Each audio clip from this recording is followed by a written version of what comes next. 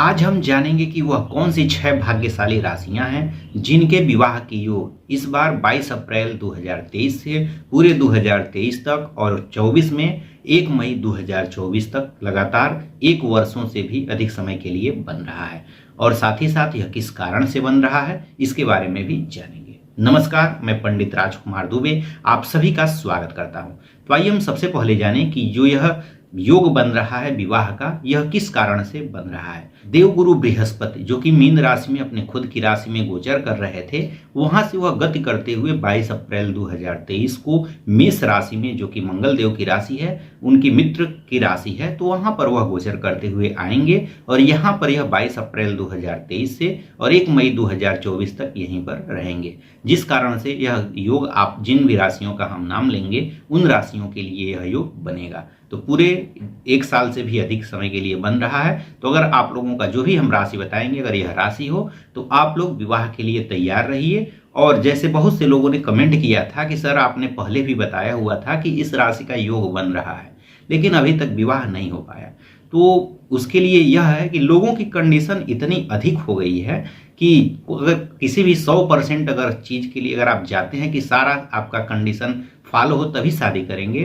तो ऐसा कभी भी नहीं होता। 100% कभी भी किसी को जो भी कंडीशन है 100% कभी भी नहीं मिलता है। तो अपने कंडीशन में थोड़ा सा आप लोग उसमें कंसेशन करते हुए और विवाह करें। आप लोगों का अगर जो भी हम राशि बताएंगे इसमें अगर आपकी राशि पड़ती है तो निश्चित ही आपके विवाह की योग पूरा 1 साल से भी अधिक समय के लिए बन रहा है। जो लड़की वाले हैं वो लड़कों की तलाश करें और जो लड़के वाले हैं उनको अगर कोई आ रहा है तो इस समय आप लोगों का विवाह का योग अच्छा योग बन रहा है। योग बनने का मतलब यह होता है कि इस समय थोड़ा कोई भी किसी भी काम का अगर योग बनता है तो उस दौरान वह काम थोड़ा आसानी से हो जाता है। लेकिन जब भी आप 100% परफेक्ट के चक्कर में पड़ेंगे तो फिर योग धरा का धरा रह जाता है और विवाह नहीं हो पाता है। तो इसलिए आप लोग ध्यान देंगे और थोड़ा सा अगर कम पैसे भी होता है तो विवाह कर लेना चाहिए। तो आइए जाने कि वह कौन सी भाग्यशाली राशियां हैं जिनके विवाह की योग इस बार बन रहे हैं। तो सबसे पहली जो राशि है वह है मेष राशि। मेष राशि वालों के लिए, बगल में आप लोग चार्ट में देख रहे होंगे, मेष राशि वालों के लिए देवगुरु बृहस्पति गोचर करते हुए स्वयं आपकी राशि पर ही इस समय गोचर कर रहे हैं। जो भी हम यह योग बता रहे हैं यह जो है, जो आपका राशि नाम होता है, राशि नाम पर प्रभावी होगा। अगर आप लोगों की कुंडली नहीं है तो फिर, या फिर अगर आप लोगों का राशि नाम नहीं मालूम है तब फिर आप इसे आप पुकार नाम पर देख सकते हैं। नहीं तो यह जो भी हम योग बता रहे हैं यह जो है राशि नाम पर ही लागू होगा। अगर आप लोगों को अपनी राशि जो है नहीं मालूम है तो राशि कैसे देखते हैं इस पर हमने अलग से वीडियो बनाया हुआ है, इसे आप ऊपर आई बटन में जाकर के देख सकते हैं।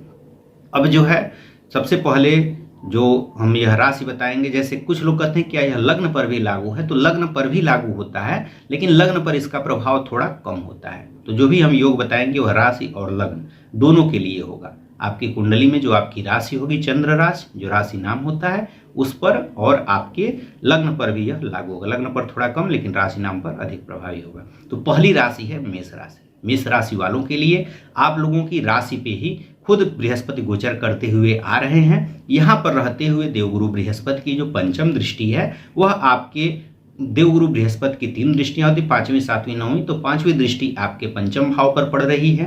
पंचम भाव से प्रेम विवाह का योग देखा जाता है। तो अगर आप लोगों का इस टाइप का भी शादी करना होगा तो इस तरह की भी शादी का योग यह बनाएंगे। इसके अलावा यहाँ से जो आपके पूर्व जन्म के जो पुण्य होते हैं वह भी जागृत होंगे, उसके कारण भी आपके विवाह की योग देवगुरु बृहस्पति बनाएंगे।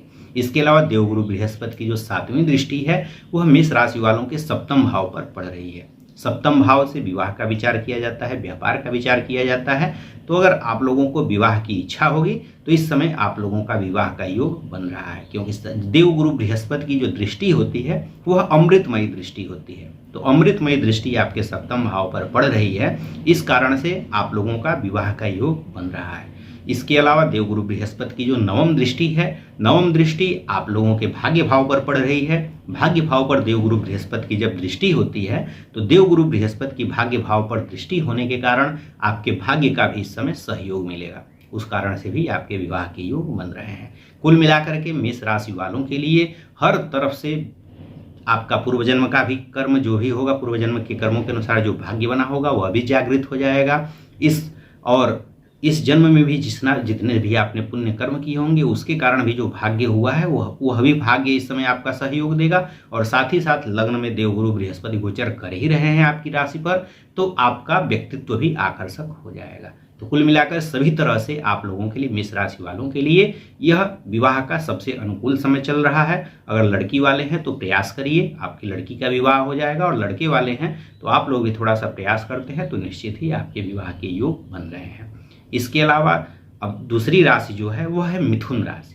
जो लोग भी मिथुन राशि के हैं, मिथुन राशि वालों के लिए देवगुरु बृहस्पति गोचर करते हुए आप लोगों के एकादश भाव, जिसे लाभ भाव कहा जाता है, जैसा कि बगल में आप लोग चार्ट में देख रहे होंगे, एकादश भाव में देवगुरु बृहस्पति गोचर कर रहे हैं। एकादश भाव को लाभ भाव कहा जाता है। यहाँ से देवगुरु बृहस्पति की दृष्टि, जो 7वीं दृष्टि है, वह आपके जो पंचम भाव होता है, पंचम भाव से आपके पूर्व जन्म के पुण्यों का विचार किया जाता है।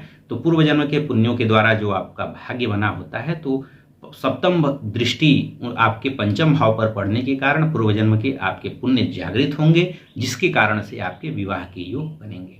अथवा पंचम भाव से ही प्रेम विवाह को भी देखा जाता है, तो अगर प्रेम विवाह भी करना चाहते होंगे तो उसके भी योग इस समय बनेंगे। इसके अलावा यहाँ से बैठ करके देवगुरु बृहस्पति की 9वीं दृष्टि आपके विवाह भाव पर पड़ रही है। 7वें भाव को विवाह का भाव कहा जाता है। इसी से आपके अगर पति हैं तो पत्नी का, पत्नी है तो उसके पति का विचार सप्तम भाव से ही किया जाता है। 7वें भाव को जाया भाव भी कहते हैं। तो मिथुन राशि वालों के लिए देवगुरु बृहस्पति की अमृतमयी 9वीं दृष्टि आप लोगों के सप्तम भाव पर पड़ रही है, जिस कारण से आप लोगों का विवाह का योग बन रहा है। अगर आप लोग प्रयास करते हैं तो निश्चित ही आपके विवाह के पूर्ण योग बनेंगे। इसके अलावा देवगुरु बृहस्पति आप लोगों की राशि से लाभ भाव में बैठे हुए हैं, तो आप लोगों के लिए लाभ के योग बनाएंगे। तो इस तरह से विवाह के रूप में आपको लाभ की प्राप्ति हो जाएगी। तो इस तरह से आप लोगों के लिए विवाह के योग बन रहे हैं। तो कुल मिलाकर के मिथुन राशि वालों के लिए हर तरह से विवाह का योग बन रहा है। इसके बाद जो अगली राशि है वह है तुला राशि। तुला राशि वालों के लिए देवगुरु बृहस्पति आपके सप्तम भाव में ही बैठे हुए हैं। सप्तम भाव से विवाह का विचार किया जाता है। पति है तो पत्नी का, पत्नी है तो पति का विचार 7वें भाव से ही किया जाता है। यहीं पर देवगुरु बृहस्पति आपके बैठे हुए हैं, और देवगुरु बृहस्पति जब विवाह भाव में बैठे हुए हैं तो आप लोगों के लिए विवाह का योग बना रहे हैं। यहाँ से बैठ करके देवगुरु बृहस्पति की जो 5वीं दृष्टि है वह लाभ भाव पर पड़ रही है, तो आप लोगों के लिए लाभ का योग देवगुरु बृहस्पति बना रहे हैं। तो विवाह के माध्यम से आपको लाभ की प्राप्ति हो सकती है, और इसके अलावा अन्य लाभ के रूप में आपका विवाह भी हो सकता है। इसके अलावा यहाँ से बैठ करके देवगुरु बृहस्पति की जो 7वीं दृष्टि है, जैसा कि बगल में आप लोग चार्ट में देख रहे होंगे, आपके लग्न पर, आपकी राशि पर पड़ रही है। आपकी राशि पर देवगुरु बृहस्पति की दृष्टि होने के कारण आपका व्यक्तित्व आकर्षक हो जाएगा, और जिसके कारण से भी आपके विवाह के योग बनेंगे।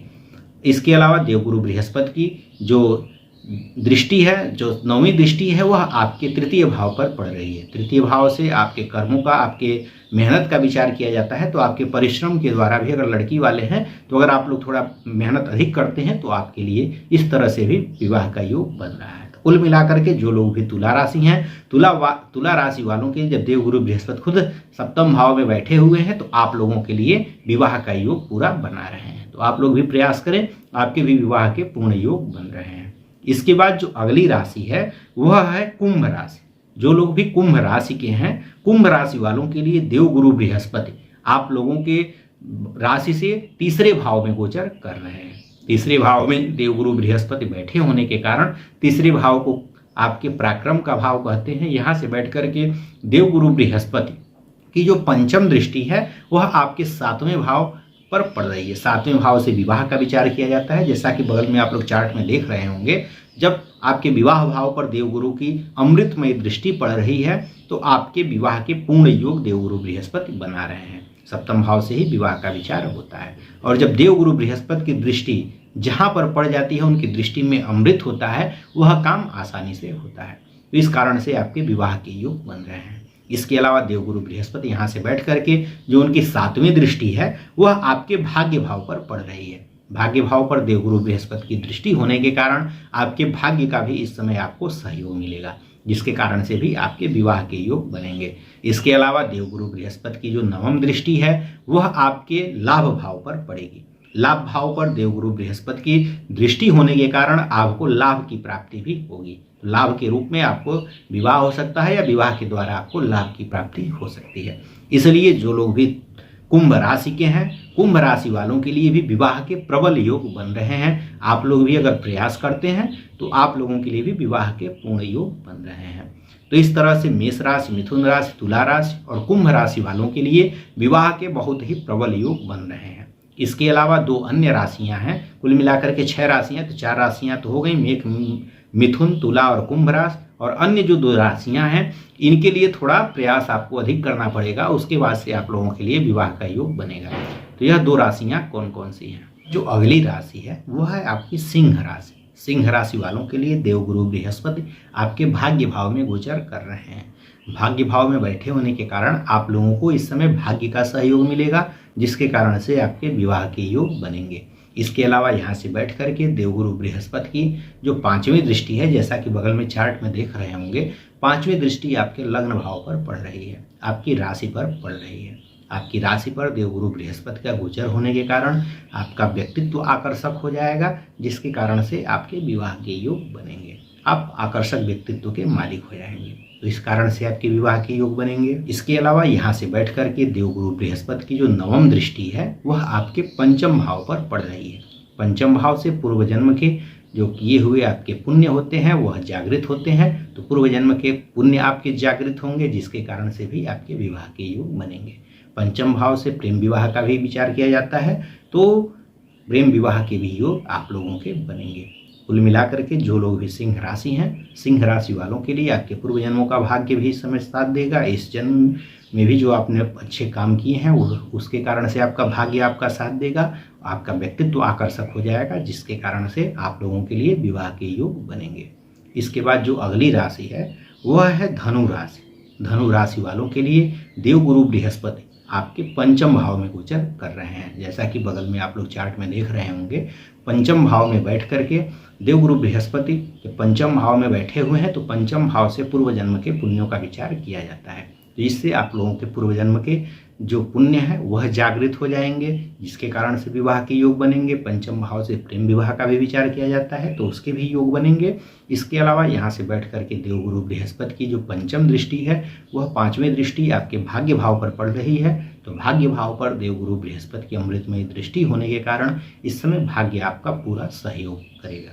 तो भाग्य का सहयोग मिलने के कारण भी आपके विवाह के योग बनेंगे। इसके अलावा यहाँ से बैठ करके देवगुरु बृहस्पति की जो 7वीं दृष्टि है वह आपके लाभ भाव पर पड़ रही है। लाभ भाव पर देवगुरु बृहस्पति की दृष्टि होने के कारण आपको इस समय लाभ की प्राप्ति होने के योग बन रहे हैं।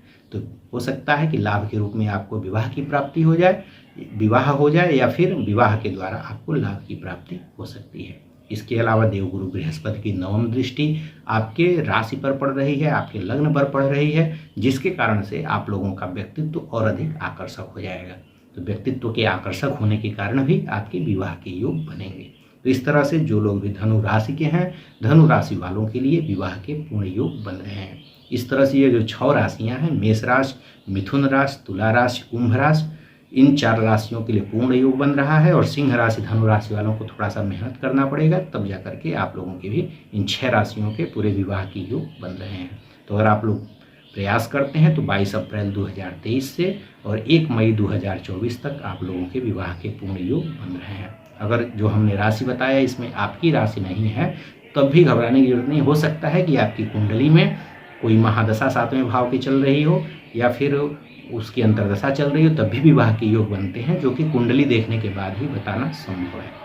तो जिन राशियों का हमने नाम बताया उन लोगों का विवाह अधिक होता है, लेकिन जिनका हमने नाम नहीं लिया उनका विवाह जो है जैसे उन लोगों का अगर योग बन रहा होगा तो उनका भी होगा, लेकिन जैसे अधिकाधिक संख्या में अगर आप लोग देखेंगे तो 100% में 70% से ऊपर इन्हीं राशियों के लोगों का विवाह होता है। बाकी 30% में जिनकी कुंडली में विवाह 7वें भाव की, विवाह वाले भाव के स्वामी की महादशा या अंतर्दशा चल रही है, या उस भाव में बैठे हुए ग्रह की महादशा या अंतर्दशा चल रही होती है, तब उनका विवाह का योग बन रहा होता है, जिसके कारण उनका विवाह होता है।